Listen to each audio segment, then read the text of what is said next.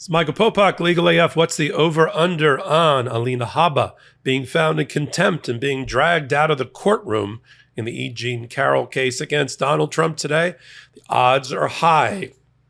Not to play legal magic 8-ball, but E Jean Carroll trial has started already today. Jury selection goes very quickly in federal court and will likely be concluded today. And already Alina Habba, who's now been anointed the lead trial counsel for E Jean Carroll case for Donald Trump, and her partner, Mike Medaio, have gotten into it with federal judge Lewis Kaplan, and the trial hasn't even started yet. Let me explain something to Alina Habba and Mike Medaio. I can tell from the experience on your firm website that you have very little federal court trial experience. Federal court in front of a jury is not state court in front of a judge on a bench trial like Judge Engoron.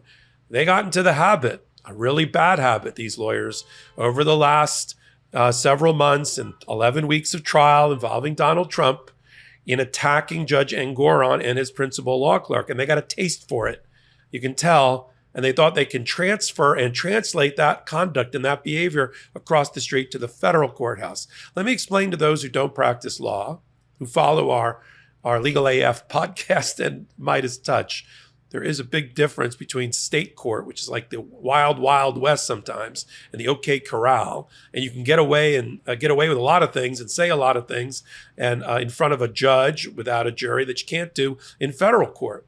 Federal court, you got to mind your P's and Q's. We like to joke that sometimes judges wearing a black robe have black robe disease. And federal courts particularly are infected with that disease. They have lifetime appointments. They're not going anywhere. They're not running for office. And all of them think they could end up on the U.S. Supreme Court one day. Judge Lewis Kaplan earned his stripes being a federal judge. The practice of federal court versus state court sometimes is stark, and it's like night and day. Those that are successful in both places, and I am, you have to adapt and adopt new conduct and new behavior. You have to tone it down in federal court. Less moving parts. Quiet your mind and body. Right? You can't, even with a jury. There's just things you don't do under the decorum of federal court. But of course, the words decorum and federal court, Alina Habba and Mike and Medaio don't go together. They're allergic to rules, professionalism, and conduct. And it's already reared its ugly head today when Alina Habba decided, despite the fact that judges already entered an order and a memorandum about Donald Trump's trying to attend the trial, at the same time he's burying his mother-in-law apparently, on Thursday, even though the judge already issued an order, and this issue was done, no pun intended, done, dusted, and buried before today, and should not have been raised again during the housekeeping section, when the lawyers were talking to the judge about how long they thought they needed for the trial. And it turned out, if you added it all up, it was about 4 to 5 days of trial, meaning something would land on the moment when Donald Trump may be at a funeral on Thursday or not. Who really knows where he's going to be? Maybe he'll go to the mother-in-law's funeral unless there's a rally or a fundraiser that better serves his purpose of raising money. So it came up again because Alina Habba raised it, and the judge says, basically, you're mistaking me for somebody else. When I issue an order, that's the end of the conversation of the debate, not the beginning of the conversation and debate. And what he's obviously referring to in that comment, and the comment is, here's the quote from the judge being reported from the courtroom today. When the ruling is made that is the end, not the beginning of argument. And because Habba had jumped up and said, I'm asking you, sir, now for a one-day adjournment of this trial. First of all, I've never called a judge sir in my life. A judge is your honor, Habba.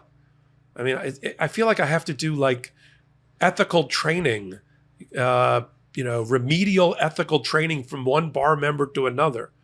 You don't call a judge ma'am or sir. You call a judge your honor because they've earned that honor, that respect and that title. But of course, she doesn't know any better because she came out of who knows where. I'm asking you, sir, now for a one-day adjournment. Allow my clients to be there so he can be present for every day of the trial as he has a right to be. Don't worry, the jury wasn't present for any of this debate. And the judge said, as he said in his order, in which he outlined the reasons that he denied the request for a 1-week extension of time. I'm not stopping him from being there. And he says, no, you're stopping him from being here, Your Honor. She responded, and he said the argument is over, declining to revisit his prior orders. Prior order is very clear. He also thought, you could tell from the order, that the judge thought he'd been had by Donald Trump, because Donald Trump was complaining through an email that they lobbed in to the judge without a proper motion, without a proper supporting affidavit, nothing under oath from Donald Trump or others about his need to be there. And then the judge found out, of course, that Donald Trump Wednesday night, after the judge had already set the trial and after they had asked for this relief, had a scheduled fundraiser or campaign rally up in New Hampshire on Wednesday night.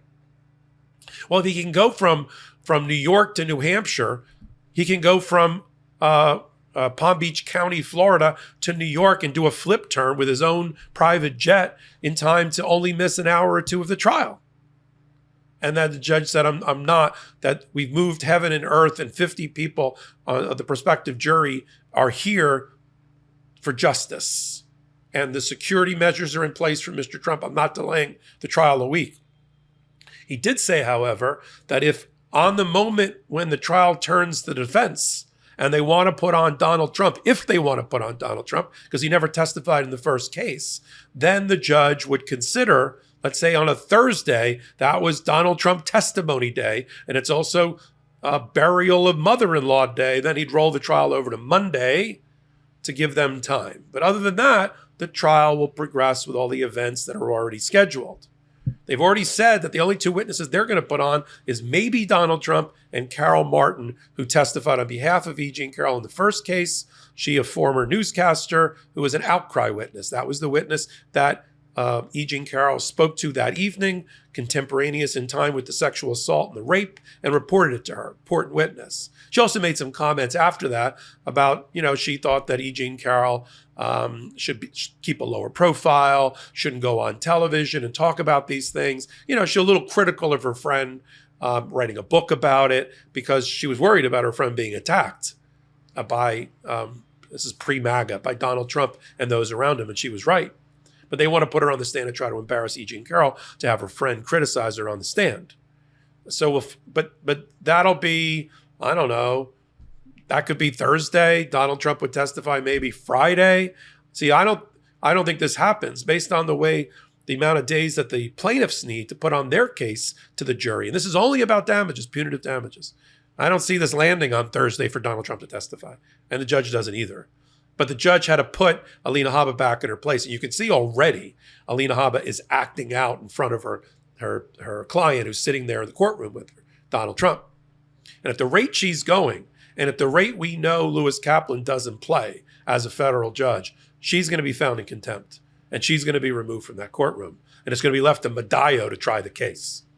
Because she's a bar member with a bar license.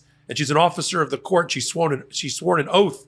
And she has to conduct herself ethically, properly in the Southern District of Southern District of New York in this case.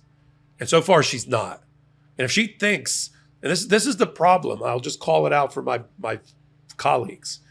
If you think what works in a state courthouse and a state judge, especially without a jury, is going to work for you, conduct and behavior, in a federal courthouse and a federal jury with a judge like Judge Kaplan, you got another thing coming.